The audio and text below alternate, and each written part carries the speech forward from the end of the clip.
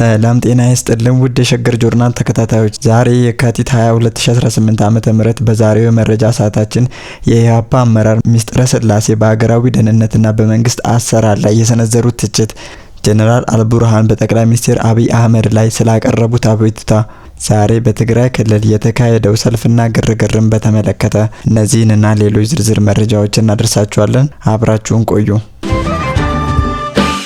በትግራይ ክልል ዋና ዋና ከተሞች የተቀናጀ ህዝባዊ ሰልፍና መጠነ ሰፊ ወታደራዊ ምልመላ በከፍተኛ ፍጥነት እየተከናወነ መሆኑን የሸገር ጆርናል የመረጃ ምንጮች አረጋግጠዋል።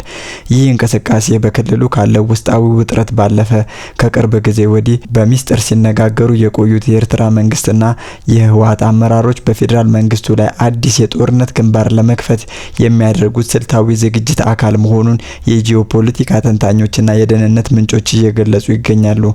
ትናንት በመቀሌ፣ አዲግራት፣ መሆኒና ሌሎችም ቁልፍ የክልል ከተሞች የተካሄዱ ሰልፎች በይፋ የፌዴሬሽን ምክር ቤት ውሳኔን የሚቃወሙ ቢመስሉም ከጀርባው ግን ህዝቡን ለቀጣይ ወታደራዊ ግጭት የማነቃቃት ዓላማ እንዳላቸው ተዘግቧል። ሰልፈኞቹ የፌዴራል መንግስቱ ተአማኒነት የሚሸረሽሩ መፈክሮችን ሲያስተጋቡ የቆዩ ሲሆን ይህም በክልሉና በፌዴራል መንግስቱ መካከል ያለውን ልዩነት ወደማይመለስበት ደረጃ ላይ መድረሱን ያሳያል። ከፖለቲካ ሰልፉ ጎን ለጎን የትግራይ ክልል ጊዜያዊ አስተዳደር ፕሬዝዳንት ጀነራል ታደሰ ወረደ እጅግ አሳሳቢ የተባለ ትዕዛዝ ማስተላለፋቸው ተረጋግጧል።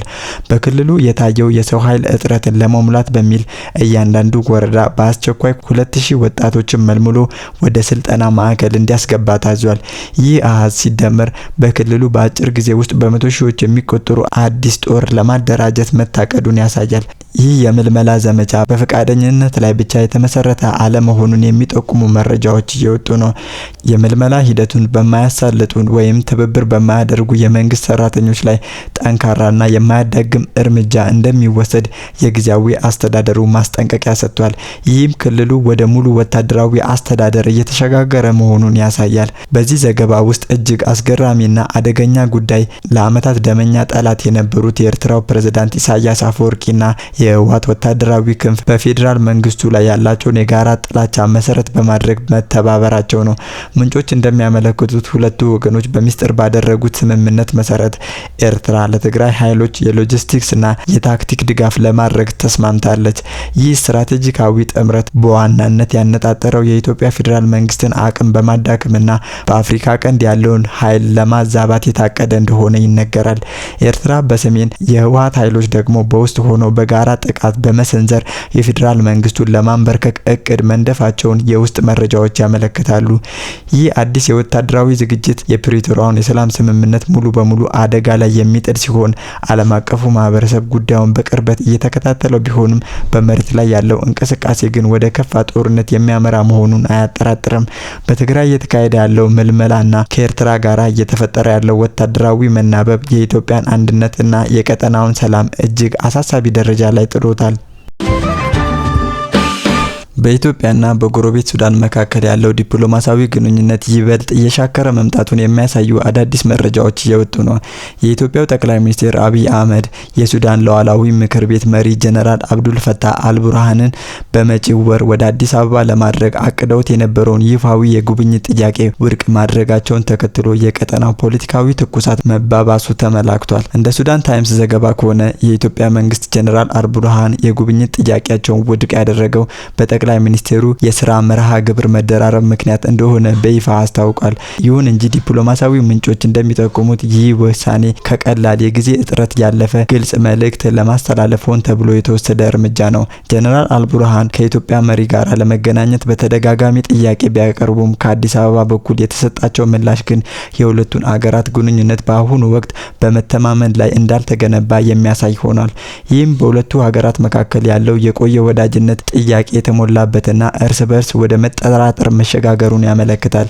ጀነራል አልቡርሃን በቅርቡ ከአሜሪካው የቀጠና ተንታኝ ካሜሮን ሃድሰን ጋራ በነበራቸው ቆይታ በኢትዮጵያ ላይ ያላቸውን ቅሬታ በግልጽ አንስተዋል። ጀነራሉ እንደገለጹት በሱዳን እየተካሄደ ባለው የእርስ በርስ ጦርነት ውስጥ ከኢትዮጵያ በኩል ለፈጣን ድጋፍ ኃይሎች ወይንም ለአርኤስኤፍ ወታደራዊ አቅርቦት እየደረሰ ነው የሚል ስጋት እንዳላቸው አስታውቀዋል። ይህ ጉዳይ በጠረጴዛ ዙሪያ ለመፍታትና በሁለትዮሽ ጉዳዮች ላይ ለመምከር ወደ አዲስ አበባ ለመጓዝ ጥረት ቢያደርጉም የኢትዮጵያ መንግስት ለጥያቄያቸው ጆሮ ዳባ ማለቱ እንዳሳዘናቸው ገልጸዋል። ጀነራሉ አክለውም ሱዳን በኢትዮጵያና በኤርትራ መካከል ሊከሰት በሚችለው ማንኛውም አይነት ግጭት ውስጥ ገለልተኛ እንደምትሆን በመግለጽ ካርቱም የቀጠናውን ሰላም እንደምትመኝም ለማሳየት ሞክረዋል።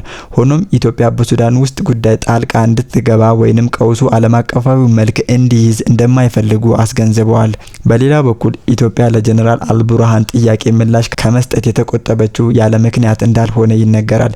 የኢትዮጵያ መንግስት ሱዳን አርሚ 7 ለተባለው የህወሓት ታጣቂ ቡድን መጠለያና ድጋፍ እየሰጠች ነው የሚል ጽኑ እምነት አለው። ከወራት በፊት የብሔራዊ መረጃና ደህንነት አገልግሎት ዋና ዳይሬክተር አምባሳደር ሬድዋን ሁሴንና አቶ ጌታቸው ረዳን ያካተተ ከፍተኛ ልዑክ ወደ ፖርት ሱዳን ተጉዞ ለጀነራል አልቡርሃን የኢትዮጵያን ስጋት የያዘ ደብዳቤ ማድረሱ ይታወሳል። በወቅቱ የቀረበው ጥያቄ ሱዳን ለነዚህ ኃይሎች የምታደርገውን ድጋፍ እንድታቆም የሚጠይቅ ቢሆንም ከሱዳን በኩል የተሰጠው ምላሽ አጥጋቢ እንዳልነበረ ምንጮች ይገልጻሉ። አሁን የተወሰደው የጉብኝት ውድቅ የማድረግ እርምጃ ለዚያ ደብዳቤ የተሰጠ ዲፕሎማሲያዊ አጸፋ ሊሆን እንደሚችል ተገምቷል። ይህ በሁለቱ ሀገራት መሪዎች መካከል የተፈጠረው የተካረረ ግንኙነት በምስራቅ አፍሪካ ቀጠና ላይ የራሱን የሆነ ጥላ ማጥላቱ አይቀሬ ነው። ሱዳን በታሪክ ታይቶ በማይታወቅ የእርስ በርስ ጦርነት ውስጥ ባለችበትና ኢትዮጵያም የራሷን የውስጥና የውጭ ፖለቲካዊ ጫናዎች እየተጋፈጠች ባለችበት በዚህ ወቅት የሁለቱ ሀገራት አለመግባባት ለቀጠናው ስጋት መሆኑ ይነገራል። የኢትዮጵያ ሕዝባዊ አብዮታዊ ፓርቲ ከፍተኛ አመራርና የትብብር ለኢትዮጵያ አንድነት ጥምረት ጸሐፊ የሆኑት ሚስጥረ ስላሴ ታምራት በአገሪቱ ወቅታዊ ፖለቲካዊ ሁኔታ እንዲሁም ስልታዊ ጥቅሞች አያያዝና የመንግስት አሰራር ዙሪያ ያተኮረ ሰፊ መግለጫን ሰጥተዋል። አመራሯ በመንግስት እየተወሰዱ ያሉ እርምጃዎች ከዜጎች መሰረታዊ ደህንነት ጋር የተጣጣሙ አይደሉም ሲሉ ወቀሳን ሰንዝረዋል። ሚስጥረ ስላሴ ታምራት በመግለጫቸው ወቅት ቀዳሚ ትኩረት የሰጡት ብሔራዊ ጥቅም የሚለው ጽንሰ ሀሳብ መንግስት ለሚሰጠው ትርጓሜ ነው። እንደ አመራሯ ገለጻ ብሔራዊ ጥቅም ከዜጎች ደህንነት፣ ሰብአዊ መብትና ነጻነት ተነጥሎ ሊታይ የማይችል የታሪክና የፖለቲካ እውነታ ነው። አንድ መንግስት የህዝቡን ህይወትና መሰረታዊ ነጻነት ሳይጠብቅ ዜጎች በገዛ ሀገራቸው ዋስትና አጥተው በሚንከራተቱበት ሁኔታ ብሔራዊ ጥቅምን እያስከበርኩ ነው ሊል አይችልም ሲሉ ሚስጥረ ስላሴ በአጽንኦት ተናግረዋል። አሁን ያለው ገዢ ፓርቲ የሀገሪቱን ስልታዊ ጥቅሞች ከህዝብ የዕለት ተዕለት ኑሮና ደህንነት ጋር ማዛመድ እንዳልቻለ የገለጹት አመራሯ መንግስት ይህንን ታሪካዊና ህገ መንግስታዊ ኃላፊነቱን በአግባቡ እየተወጣ እንዳልሆነም አመላክተዋል። ኢትዮጵያ በአሁኑ ወቅት ያለችበት የውስጥ ሰላም መታወክ እንዲሁም ቀጠናዊ ውጥረትን የዳሰሱት ሚስጥረ ስላሴ አገሪቱ ተጨማሪ ጦርነቶችና ግጭቶችን የመሸከም አቅም እንደሌላት አስገንዝበዋል።